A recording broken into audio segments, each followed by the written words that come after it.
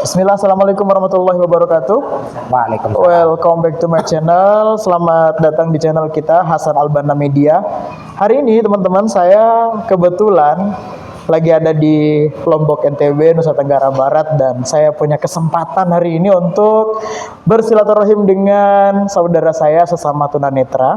Ya, beliau bernama Mas siapa? Yusron Hafiz. Masya Allah. Ya, saya bahagia sekali. Kenapa? Karena hari ini saya bisa berjumpa langsung dengan Mas Yusron. Ya, dia juga adalah seorang tokoh ya yang sangat luar biasa. Ya, beliau juga mengajar di SLB ini, Masya Allah ya. Artinya sekolahnya di sini? SLB Al Hasanain. SLB Al Hasanain, Masya Allah. Jadi ini memang SLB yang Masya Allah ya. Jadi banyak di sini murid-murid yang ada di sini. Sebagian ada yang tunadaksa, tunagrahita, kemudian tunanetra. Ini luar biasa lah pokoknya. Kami ingin hadirkan sedikit obrolan ringan hari ini sama Pak Yusron berkaitan dengan perkembangan pendidikan anak-anak tunanetra di Lombok NTB ini. Ya, karena memang setiap insan itu perlu belajar. Thalabul ilmi fardhatun ala kulli muslim, kata Nabi. Setiap insan, setiap manusia itu harus mempelajari ilmu, harus belajar ilmu. Apapun kendala yang dia hadapi. Ada di antara mereka yang hanya bisa mendengar tanpa bisa melihat seperti saya, ya, seperti beliau juga. Fokusnya pasti di pendengaran dan peraba, ya, sehingga kemudian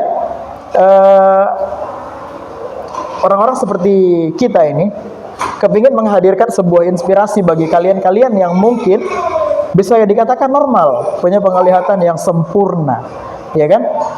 Jangan sampai ada orang yang punya penglihatan sempurna, kemudian normal gitu kan, segalanya bisa dia lakukan, tapi kemudian ada rasa malas yang kemudian dirasakan sehingga tidak mau bekerja, tidak mau melakukan aktivitas, ya kan?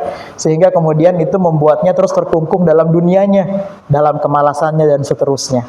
Nah, jadi hari ini nih saya mau nanya-nanya dulu nih sama Pak Yusron. Pak Yusron, pendidikannya dari mana aja nih awal-awalnya? Mungkin dari SMP, SMA, SD gitu gimana? Pernah ya mengenyam pendidikan itu? Pernah. Ya. Jadi saya dulu pertama SD-nya di Lombok Tengah sini di SDLB Peraya. Kemudian untuk tingkat SMP saya di SMP SLB YPTN yang ada di Mataram. Kemudian sekolah madrasah aliyah negeri di Yogyakarta. Itu sudah bukan SLB tapi di sekolah umum. Sekolah umum. Ya, jadi kita inklusi kalau istilah sekarang. Kalau dulu waktu zaman saya itu masih integrasi.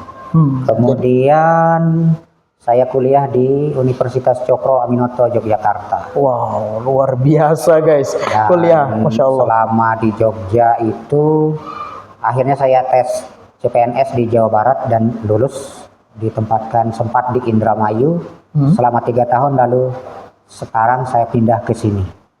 Ke Lombok? Iya, tahun 2013. Berarti kembali kampung halaman nih ya? Kembali ke kampung halaman. Oke, ini unik nih. Pak Yusron tunanetra juga ya, sama kayak saya. Iya. Nggak bisa ngelihat juga dari. Kalau ini apa kendalanya, kecelakaan atau memang dari lahir tunanetranya? Saya dari lahir. Dari lahir ya, sama kayak saya, berarti dari lahir juga.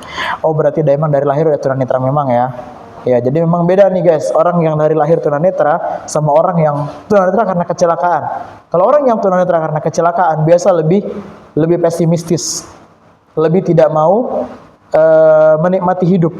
Sementara mereka yang memang dari lahir, ya Allah berikan kekurangan seperti itu, ya seperti kami lah ya, itu ada keinginan lah untuk menjalani hidup gitu. Lebih semangat untuk menjalani hidup apapun alasannya gitu. Jadi kita berusaha untuk mendobrak lah ibaratnya, mendobrak keterbatasan fisik yang kita punya itu untuk lebih berkarya lagi, lebih bisa lagi. Nah, kuliahnya nih, semasa kuliah atau enggak sama saya SMA di mana kemarin SMA-nya? Di Yogyakarta. Di Yogyakarta. Itu pakai apa? Misalnya bisa pakai braille ya? Pakai braille juga mereka persilahkan pakai apa gimana? Semua kalau tunanetra sekolah itu dia pasti pakai braille. Nah, yang jadi persoalan kalau di SLB kan istilahnya lawannya itu saja. Tapi kalau di sekolah umum tentu kita harus bersaing dengan orang-orang biasa. Yang biasa. Mengejarnya pakai braille. Mengajarnya pakai braille. Ya, jadi karena di braille itu juga sistem penulisannya sama dengan orang biasa, cuma kan beda cara saja. Iya, pakai reglet ya. Ya pakai reglet. Kemudian kalau kita istilahnya untuk menulis cepat juga sudah ada rumusnya, jadi bisa kesusul. Andai pun tidak bisa, itu biasanya kita minta bantuan ke teman untuk membacakan. Itu dulu ya. Dulu. Ini waktu saya sekolah itu soalnya tahun 94. 94. Ya. Ya. Kalau sekarang perkembangan tunanetra beda lagi. Sekarang sekolah itu braille itu mereka bisa, tapi banyak yang sudah tidak pakai. Sudah nggak pakai. Mereka bisa menggunakan laptop, komputer ya. Berarti cukup dengan mendengarkan saja. Mendengarkan dan menulis, pokoknya sama sudah. Kalau udah ditulis itu enggak tahu tuh tulisan orang tidak melihat atau melihat itu sama aja. Sama saja sekarang dengan komputer tadi ya. Ya karena sudah maju sekarang. Sudah maju ya, masya Allah. Generasi-generasi yang kelahiran tahun-tahun 2005 ke sini, iya. Oh itu lain, sudah beda. Kalau saya beda, ya? masuk udah lama. Iya, udah lama ya. Masya Allah. Berarti sampai kuliah nih juga pakai kayak gitu. Braille juga sampai kuliah. Sampai kuliah ya. Sampai saya lulus. Kuliah soalnya lulusnya kuliah itu tahun 2004. Jadi waktu itu komputer belum ada. Belum ada tapi belum ada perkembangan sampai untuk orang yang tunanetra gitu ya. Ada, cuma masih jarang. Masih jarang. Belum bisa diperoleh. Kalau sekarang asal mau kalau sekarang. Asal mau aja. Asal pengen belajar aja ya. Asal mau beli. Kalau dulu sulit aplikasinya yang susah, belinya gampang. Gampang belinya, tapi aplikasi AI-nya yang sulit. Nah kalau sekarang sih udah bisa. Pokoknya kalau mau aja. Tapi sekarang sudah pakai AI ya, dibantu dengan AI. Ya, jadi istilahnya kalau di komputer itu kan kalau orang lihat kan dia lihat layar, ada tulisan di sana. Nah, begitu diinstalkan suara, apa yang dilihat orang itu bisa disuarakan. Disuarakan. Jadi, ya, ini mouse, ini gitu ya, gitu. Ditunjukkan semua, diperdengarkan semua. Terutama terutama kalau tunanetra itu tidak pakai mouse. Nggak pakai mouse. Dia pakai keyboard yang fungsinya itu harus banyak hafal karena untuk menyamakan dengan mouse itu sendiri. Iya. Nah, itu sudah disediakan rumus-rumusnya sama pengembang. Berarti luar biasa ya, masya Allah. Jadi teman-teman sekalian bisa kita ambil inspirasi dan motivasi dari beliau dan saya juga pribadi. Dalam artian kami saja yang punya kekurangan masih ingin terus berkarya, masih ingin terus mengabdi untuk masyarakat. Bagaimana dengan kalian, ya kan? Bagaimana dengan anda yang memiliki fisik yang lebih sempurna? Ya, masa tidak ingin berkarya, minimal mengembangkan ya potensi-potensi yang ada dalam diri anda, gitu kan? Karena memang setiap manusia yang terlahir di permukaan bumi ini dia memiliki kelebihan dan kekurangannya masing-masing. Seperti beliau sangat memahami braille, sangat mengetahui braille, bahkan sangat memahami betul-betul tentang kondisi saat ini dengan satu sentuhan ya di laptop, komputer, dia bisa tahu bahwa ini seperti ini. Ya, masya Allah, beliau. Ya, sementara saya hanya mengandalkan pendengaran, ya, dan ya tetap bisa mengajar di masyarakat seperti itu. Jadi kami berdua ingin memberikan kepada anda sekalian motivasi bahwa setiap kita pasti memiliki kelebihan dan kekurangannya. Ya. Jadi intinya adalah hari ini kami ingin menyampaikan kepada teman-teman bahwa kita harus mensyukuri nikmat hidup di dunia ini. Banyak orang yang terlahir normal, tapi kemudian tidak ingin bekerja, tidak mau bekerja, malas sekolah. Bukan tidak mampu, memang malas, tidak mau sekolah. Ya, alasannya macam-macam lah. Alasannya nggak ada uang, alasannya sulit transportasi dan lain sebagainya kan. Ya, sementara fisik normal gitu kan.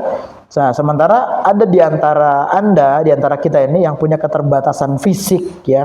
Entah mungkin kakinya udah lumpuh segala macam, ya kan, tangannya mungkin nggak bisa lagi digunakan bergerak, tapi tetap bisa bermanfaat gitu loh untuk masyarakat. Sementara ada sebagian orang-orang yang mohon maaf diberikan fisik yang lebih normal, ada matanya, bisa ngeliat, tapi malas belajar, malas untuk bersekolah, malas untuk menuntut ilmu. Sementara Rasulullah bersabda, "Thalabul ilmi faridatun ala kulli muslim." Menuntut ilmu itu adalah sebuah kewajiban ya, dan itu berlaku bagi setiap muslim. Kapan dia berhenti menuntut ilmu? Dia berhenti menuntut ilmu ketika sudah berada di liang kuburnya. Selama dia masih hidup berarti dia harus tetap belajar dan terus menambah ilmu pengetahuan. Makasih Mas. Siapa namanya? Pak Yusron. Yusron Hafiz. Ya, sehat-sehat selalu. Sama-sama. Ya.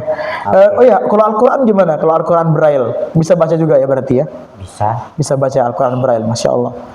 Jadi luar biasa teman-teman ya. Jadi semua sudah ada pendampingannya ya. Bagi kami yang tunanetra, kami ingin teman-teman ini bisa belajar dari kami tentang sebuah inspirasi.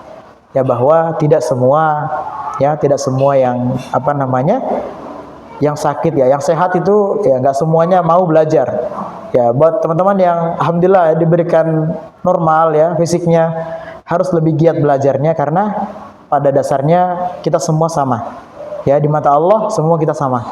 Hanya saja yang membedakan adalah kelebihan dan kekurangan itu sendiri. Demikian yang dapat kami sampaikan.